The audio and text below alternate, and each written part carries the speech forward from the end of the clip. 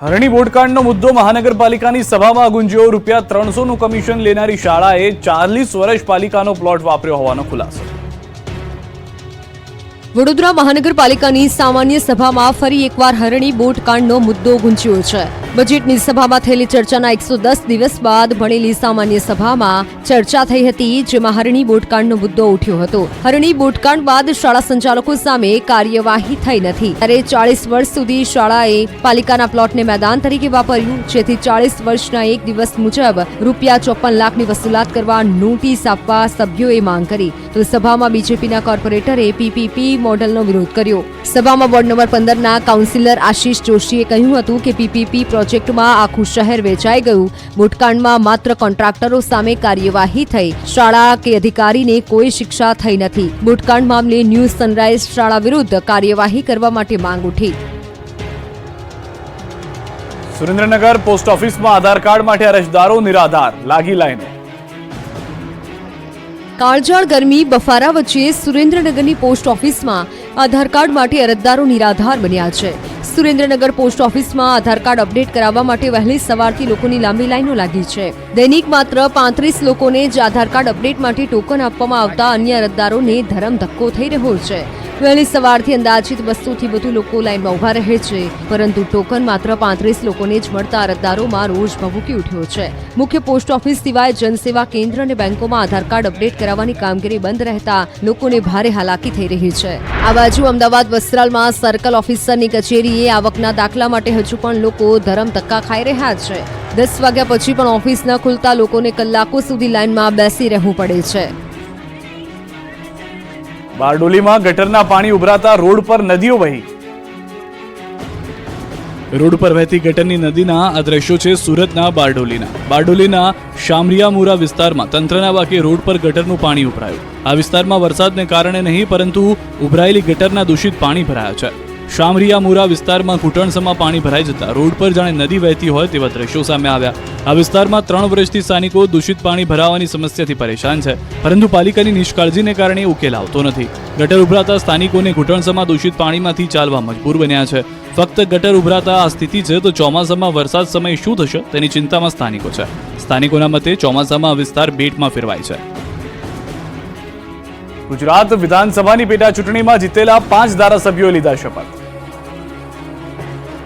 લોકસભાની ચૂંટણી સાથે ગુજરાતમાં 5 વિધાનસભાની પેટા ચૂંટણી પણ યોજાઈ હતી। આ તમામ બેઠકો સત્તાધારી પક્ષ ભાજપે જીતી હતી, ત્યારે ગાંધીનગર ખાતે નવા ચૂંટાયેલા ધારાસભ્યોનો શપથ ગ્રહણ સમારોહ યોજાયો હતો। પેટા ચૂંટણીમાં જીતેલા 5 ધારાસભ્યોએ શપથ લીધા। વિધાનસભાના અધ્યક્ષ શંકરસિંહ ચૌધરીએ તમામ ધારાસભ્યોને શપથ લેવડાવ્યા હતા। પોરબંદરથી અર્જુન મોઢવાડિયા, વિજાપુરથી સીજે ચાવડા, વાઘોડિયાથી ધર્મેન્દ્રસિંહ વાઘેલા, ખંભાતથી ચિરાગ પટેલ અને માણાવદરથી અરવિંદ લાડાણીએ હવે સેવાના શપથ લીધા। આ પ્રસંગે રાજ્યના મુખ્યમંત્રી ભૂપેન્દ્ર પટેલ, આરોગ્ય મંત્રી ઋષિકેશ પટેલ, ગૃહ રાજ્યમંત્રી હર્ષ સંઘવી, નાણામંત્રી કનુભાઈ દેસાઈ સહિત અન્ય અગ્રણી નેતાઓ ઉપસ્થિત રહ્યા હતા। નવા ધારાસભ્યોએ શપથ લેતા આ સાથે જ વિધાનસભાની કુલ 182 બેઠકો પૈકી 181 બેઠકોનું સંખ્યાબળ થઈ ગયું। વિધાનસભામાં ભાજપનું સંખ્યાબળ 161 થઈ ગયું છે, તો કોંગ્રેસ પાસે હવે 13 ધારાસભ્ય બચ્યા છે, તો આમ આદમી પાર્ટીના 4, એસપીના 1 અને અપક્ષના 2 ધારાસભ્ય છે। હાલમાં વિધાનસભાની ફક્ત એક જ વિસાવદર બેઠક ખાલી પડી છે। આ બેઠક પર લોકસભાની ચૂંટણી સાથે પેટા ચૂંટણી નહોતી યોજાઈ। કોર્ટમાં અરજી પેન્ડિંગ હોવાથી આ બેઠક પર ચૂંટણી નથી યોજાઈ। અગાઉ વિસાવદરના તત્કાલીન આપ એમએલએ ભૂપત ભાયાણીની જીતને હર્ષદ રીબડિયાએ હાઈકોર્ટમાં પડકારી હતી, જો કે બાદમાં ભૂપત ભાયાણી ભાજપમાં જોડાયા હતા। બીજી તરફ બનાસકાંઠાની વાવ બેઠકના એમએલએ ગેનીબેન ઠાકોર લોકસભા બેઠક જીતતા વાવ બેઠક પરથી રાજીનામું આપશે, એટલે ફરી વિધાનસભા ખંડિત થઈ શકે છે। માણાવદરમાં ભાજપના 2 નેતાઓ વચ્ચે વિવાદ આવ્યો સપાટી પર। માણાવદરના ભાજપના ધારાસભ્ય અરવિંદ લાડાણીએ કાઢ્યો બળાપો। માણાવદરના ભાજપના ધારાસભ્ય અને પૂર્વ ધારાસભ્ય વચ્ચેનો વિવાદ સપાટી પર આવી ગયો છે। કોંગ્રેસમાંથી ભાજપમાં આવેલા અને પેટા ચૂંટણીમાં માણાવદરથી જીતેલા ધારાસભ્ય અરવિંદ લાડાણીએ બળાપો કાઢ્યો છે। પૂર્વ કેબિનેટ પ્રધાન અને માણાવદરના પૂર્વ ધારાસભ્ય જવાહર ચાવડા પર ગંભીર આરોપ લગાવ્યા છે। ધારાસભ્ય પદના શપથ લીધા બાદ અરવિંદ લાડાણીએ જવાહર ચાવડા પર પ્રહાર કર્યા। અરવિંદ લાડાણીએ આરોપ લગાવ્યો કે ચૂંટણીની શરૂઆતથી જવાહર ચાવડા સુષુપ્ત હતા, મને જીતના અભિનંદન નથી આપ્યા। ગંભીર આરોપ લગાવતા કહ્યું કે તેમણે ભાજપ વિરુદ્ધ કામ કર્યું છે। જવાહર ચાવડા સાથે કંઈ લેવા દેવા નથી, અમારી કોઈ પણ મીટિંગમાં હાજરી તેમની હતી નહીં। સંસદના શપથ લેતા પહેલા બનાસકાંઠાના ગેનીબેન મા અંબાજીના દ્વારે માથું ટેકવતા જોવા મળ્યા. ગુજરાતના એકમાત્ર કોંગ્રેસના સાંસદ બનાસકાંઠાના ગેનીબેન ઠાકોર લોકસભાની ચૂંટણી જીત્યા બાદ દિલ્હી ગયા હતા. માદરે વતન બનાસકાંઠા પરત ફરતા સૌપ્રથમ સાંસદ સભ્ય તરીકે ગેનીબેન શક્તિપીઠ અંબાજી મંદિરે મા અંબાના દર્શને પહોંચ્યા. અંબાજીમાં કોંગ્રેસના કાર્યકર્તાઓએ તેમનું ઢોલ નગારા અને ફૂલહાર કરી ફટાકડા ફોડી સ્વાગત કર્યું ને ત્યાંથી ગેનીબેન ખુલ્લી જીપમાં રોડ શો સ્વરૂપે અંબાજી મંદિરે પહોંચ્યા, જ્યાં તેમને અન્ય શ્રદ્ધાળુઓની જેમ જ લાઇનમાં ઉભા રહી સભા મંડપમાં અન્ય યાત્રિકોની વચ્ચે રહી બપોરની આરતીનો લાભ લીધો. પૂજારી દ્વારા કુમકુમ તિલક કરી ચુંદડી ઓઢાડી આશીર્વાદ આપવામાં આવ્યા. ત્યારબાદ ગેનીબેન માતાજીની ગાદી ઉપર ભટ્ટજી મહારાજ પાસે રક્ષા પોટલી બંધાવી આશીર્વાદ લેતા જોવા મળ્યા. લોકસભા ચૂંટણીમાં કેટલાક બાંગ્લાદેશીઓએ કર્યું મતદાન. નકલી પાસપોર્ટ બનાવીને બાંગ્લાદેશીઓએ મતદાન કર્યાનું ખુલ્યું છે. મહારાષ્ટ્ર એટીએસની તપાસમાં ચોંકાવનારા ખુલાસા થયા છે. બાંગ્લાદેશી શખ્સો ગુજરાતમાં રહીને બનાવતા હતા નકલી પાસપોર્ટ. નકલી પાસપોર્ટના ઉપયોગથી લોકસભામાં મતદાન પણ કર્યું. કેટલાક બાંગ્લાદેશીઓ પોતે ભારતીય નાગરિક બનીને વિદેશમાં કરે છે નોકરી. સમગ્ર મામલે અત્યાર સુધીમાં 4 શખ્સોની થઈ ચૂકી છે ધરપકડ. હજુ પણ ફરાર 5 શખ્સોની શોધખોળ કરવામાં આવી રહી છે. મહારાષ્ટ્રના એટીએસ રિયાઝ હુસૈન શેખ, સુલતાન શેખ, ઇબ્રાહિમ શેખને ઝડપી ચૂકી છે. ફારૂક શેખ નામના શખ્સની પણ ધરપકડ કરી છે. રિયાઝ અને સુલતાને મુંબઈમાં મતદાન કર્યું. તમામ 4 આરોપીને માજગામ કોર્ટમાં રજૂ કરાયા. કોર્ટે 3 આરોપીઓને જ્યુડિશિયલ કસ્ટડીમાં મોકલ્યા. એક આરોપી ફારૂક શેખ 14 જૂન સુધી એટીએસની કસ્ટડીમાં રહેશે. બોડેલીમાં કેળની ખેતી કરતા ખેડૂતો પર કુદરતી આફત આવી પડી છે. ફરી એક વખત કુદરત નારાજ થયું છે. ફરી મહેનત પર ફર્યું છે પાણી. તબાહ થઈ ગયેલા ખેતરોના દ્રશ્યો છે બોડેલી પંથકના.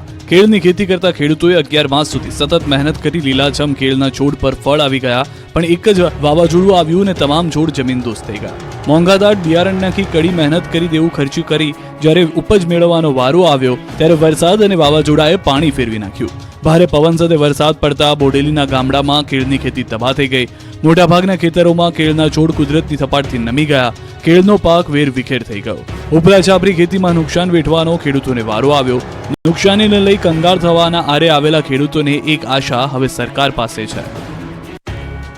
ઘોઘા તાલુકામાં કરોડો રૂપિયાના ખર્ચે બનેલી કેનાલ બની ખંડેર. ખેડૂતો માટે સર્જાય કમઠાણ. જોઈ લો આ દ્રશ્યો. તમને કોઈ ગટર લાગતી હશે, તમને કોઈ ખાઈ લાગતી હશે, પણ શરમની વાત એ છે કે આ કરોડો રૂપિયાના ખર્ચે બનેલી કેનાલ છે. રાજ્ય સરકારના સિંચાઈ વિભાગ દ્વારા ભાવનગર જિલ્લાના ઘોઘા તાલુકામાં કરોડો રૂપિયાના ખર્ચે ડાબા કાંઠાની કેનાલનું નિર્માણ તો કરી દેવામાં આવ્યું, પરંતુ આ કેનાલમાં 35 વર્ષ બાદ પણ પાણીનું એક ટીપું પણ આવ્યું નથી, જેના કારણે ઉનાળાના કપરા દિવસોમાં ખેડૂતોની ખેતી સુકાઈને નિષ્ફળ જઈ રહી છે. કેનાલની જાળવણી નહીં કરતા આજે આ કેનાલનું અસ્તિત્વ પણ જોખમમાં મુકાયું છે. 196 કિલોમીટરમાં પથરાયેલી કેનાલ ઠેક ઠેકાણેથી તૂટેલી છે, જેથી ખેડૂતો માટે કેનાલ હવે કઠણાઈરૂપ બની ગઈ છે. જ્યારે નહેર વાટે પાણી છોડવામાં આવે છે ત્યારે ભારે માત્રામાં પાણીનો પ્રવાહ જમીનમાં જતો રહે છે. હાલની પરિસ્થિતિ તો એવી છે કે આ કેનાલો શોભાના ગાંઠિયા સમાન બંજર બની ચૂકી છે. આ અંગે અનેક રજૂઆત બાદ પણ કોઈ પરિણામ આવ્યું નથી. મોરબીમાં 45 હિન્દુ મંદિરોને પુરાવા રજૂ કરવા નોટિસ. હિન્દુ સમાજમાં રોષ. મોરબી શહેરની હદમાં આવેલા 45 હિન્દુ મંદિરોને નોટિસ ફટકારવામાં આવતા હિન્દુ સમાજમાં લોકોમાં રોષ ભભૂક્યો છે. અનઅધિકૃત જગ્યા પર આવેલા 45 મંદિરોને નગરપાલિકા દ્વારા પુરાવા રજૂ કરવા નોટિસ ફટકારાઈ છે. લોકોનો આક્ષેપ છે કે માત્ર હિન્દુ મંદિરોને જ ટાર્ગેટ કરી નોટિસ અપાય છે, અન્ય ધર્મસ્થાનને નહીં. જેને લઈને હિન્દુ સમાજના લોકોએ કલેક્ટરને હિન્દુ મંદિરોને યથાવત રાખી હિન્દુઓની આસ્થાને ઠેસ ન પહોંચાડવા ઉપર સુધી રજૂઆતના જિલ્લા કલેક્ટરને આવેદનપત્ર આપ્યું છે. તો આ મુદ્દે મોરબી જિલ્લા કલેક્ટરનો દાવો છે કે સુપ્રીમ કોર્ટના આદેશ અનુસાર કાર્યવાહી થઈ રહી છે અને હજુ સુધી ક્યાંય પણ ધાર્મિક સ્થળોમાં તોડફોડ કરાઈ નથી. તમામ ધાર્મિક સ્થળોને પુરાવા રજૂ કરવા નોટિસ આપવામાં આવી છે અને આ પ્રકારની નોટિસ કોઈ એક ધર્મના કે ધાર્મિક સ્થાનને જ નહીં પરંતુ તમામ ધર્મના સ્થાનોને નોટિસ આપવામાં આવી છે. લોકોની માંગ છે કે એક પણ મંદિર શહેરના કોઈ પણ રહીશો માટે અવરોધરૂપ નથી તેમજ ટ્રાફિક માટે અડચણરૂપ નથી, તેથી તે મંદિરને યથાવત રાખવા. રાજકોટથી સમાચાર. ત્રંબા ગામમાં સનાતન સંત સંમેલન. સંત સંમેલનમાં દેશભરના સાધુ સંતો ઉપસ્થિત રહ્યા. હિન્દુ દેવી દેવતાઓ વિશે અપમાનને લઈને ચર્ચા કરવામાં આવી. પુસ્તકોમાં અપમાન અંગે બેઠકમાં ચર્ચા. લીંબડી જૂનાગઢ બાદ ત્રંબા ખાતે ત્રીજી સભા મળી. સનાતન ધર્મ સંસ્થાન સેવા ટ્રસ્ટ દ્વારા આયોજન કરાયું. જગતગુરુ શંકરાચાર્ય, દ્વારકાપીઠના પીઠાધીશ્વર સદાનંદ સરસ્વતી મહારાજ, કથાકાર મોરારી બાપુ, કથાકાર રમેશ ઓઝા, સંત શેરનાથ બાપુ, ઇન્દ્ર ભારતી બાપુ, કણીરામ બાપુ, દિલીપદાસજી સહિતના સાધુ સંતો ઉપસ્થિત રહ્યા. તો સંત સંમેલનમાં નિજાનંદ બાપુનું મોટું નિવેદન. આપણે જગતગુરુ શંકરાચાર્યને મૂકીને અયોધ્યા ગયા. અયોધ્યાના પરિણામોએ બતાવી દીધું કે ક્યાં ભૂલ થઈ. સનાતન કાલે પણ હતો, આજે પણ છે ને આવતીકાલે પણ રહેશે. ભગવતાચાર્ય રમેશ ઓઝાનું પણ નિવેદન. સ્વામિનારાયણ સંપ્રદાયનું નામ લીધા વિના આડે હાથે લીધા. સાધુનું કામ બ્રેન વોશ કરવાનું નહીં, હાર્ટ વોશ કરવાનું છે. હું જ મોટો, મારા જ ગુરુ મોટા, આ વાત ન કરવી જોઈએ. સનાતન સાથે તમામને જોડાયેલા રહેવા અપીલ કરી.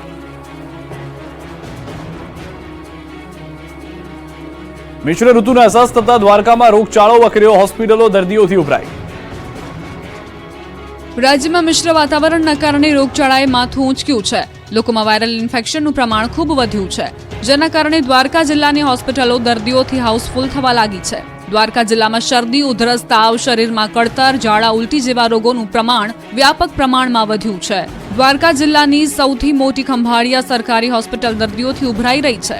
દરરોજ 500થી પણ વધુ ઓપીડી નોંધાઈ રહી છે. દ્વારકા જિલ્લા આરોગ્ય તંત્ર પણ ખડેપગે હોય તમામ લોકોને પૂરતી સારવાર મળે તેવી વ્યવસ્થા કરાઈ રહી છે. હોસ્પિટલના અધિક્ષક દ્વારા લોકોને વધુ પાણી પીવા તેમજ દિવસે તડકામાં કામ સિવાય બહાર ન નીકળવા અપીલ કરાઈ રહી છે.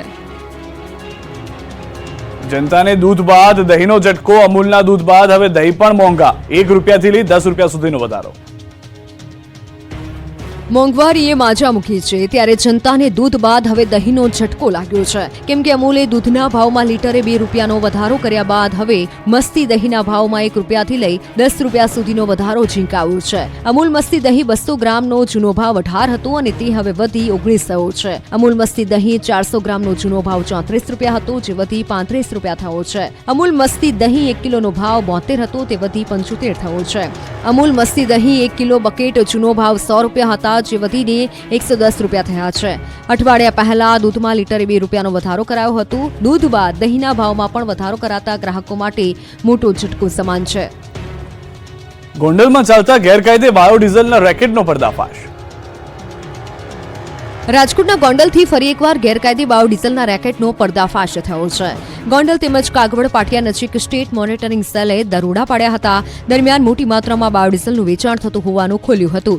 ગોંડલ જામવાડી નેશનલ હાઈવે પર નજીક આવેલા કનૈયા હોટલમાંથી 7,000 લીટર બાયોડીઝલ તેમજ પેટ્રોલ પંપ મળી કુલ 16,56,470 નો મુદ્દામાલ પકડી પડાયો છે. આ જગ્યા પરથી પોલીસે બાયોડીઝલ વેચનાર માલિક અને સપ્લાયર સહિત 6 થી વધુની ધરપકડ કરી છે, જ્યારે 3 ફરાર છે. મળતી માહિતી પ્રમાણે રાજકોટ ગ્રામ્ય વિસ્તારમાં ઓરડી બનાવી બાયોડીઝલનું ગેરકાયદે વેચાણ હાથ ધરવામાં આવતું હતું. વાવણી સમયે જ મોરબી પંથકના ખેડૂતો સાથે મોટી છેતરપિંડી. નકલી ખાતર વેચનારા સોદાગરો પકડાયા. ચોમાસું આવતા જ ખાતરમાં ભેળસેળ કરતા લોકો બિલાડીની ટોપની માફક ફૂટી નીકળ્યા છે. ત્યારે ફરી મોરબીથી નકલી ખાતરના સોદાગરો પકડાયા. મોરબીના ટીમડી ગામ પાસેથી શંકાસ્પદ યુરિયા ખાતરનો જથ્થો ઝડપાયો છે. ટીમડી ગામ પાસેથી યુરિયા ખાતરનો જથ્થો લઈને જતો ટ્રક પકડાયો. પોલીસે તપાસ કરતા 350 બોરીમાંથી 16,280 કિલો યુરિયા ખાતર કબજે કર્યું છે. યુરિયા ખાતરની કિંમત ₹97,680 છે. કુલ 7,97,680 નો મુદ્દામાલ કબજે કરી પ્રવીણ ઠાકોર નામના શખ્સની અટકાયત કરાઈ છે. કરજણમાં સરવાળા ગામે મગરનો વધ્યો ત્રાસ. દરરોજ મગરનો સામનો કરતા ખેડૂતો. વડોદરામાં તાતને સતાવી રહ્યો છે મગરોનો ત્રાસ. વડોદરાના કરજણમાં સરવાળા ગામના ખેડૂતો સતત ભયની પરિસ્થિતિમાં પોતાના જીવના જોખમે ખેતી અને પશુપાલન કરવા મજબૂર બન્યા છે. સરવાળા ગામની ઢાઢર નદીમાં મગરોનું સામ્રાજ્ય છે, પણ દરરોજ ઘરેથી ખેતરે જતી વખતે ખેડૂતોને મગરોનો સામનો કરવો પડે છે. 1-2 દિવસે મગરોના જીવલેણ હુમલાનો તાત અને પશુઓ ભોગ બની રહ્યા છે. એવું નથી કે નદી પર કોઝવે બનાવવાના તંત્રને રજૂઆત નથી કરાય. એવું પણ નથી કે પોતાનો જીવ બચાવવા ખેડૂતો દ્વારા કોઈ પ્રયત્ન નથી કરાયો. એકવાર નહીં પણ અનેક વાર રજૂઆત કરવા છતાં કોઈ સહાય ન મળતા ખેડૂતોને નદીમાં જાતે જ પગદંડી બનવા મજબૂર થવું પડી રહ્યું છે. જો કે ચોમાસામાં આ પગદંડી પાણીમાં ગરકાવ થતા ખેડૂતોની મુશ્કેલીમાં પારાવાર વધારો થશે. પગદંડી પાણીમાં ગરકાવ થતા ખેડૂતોને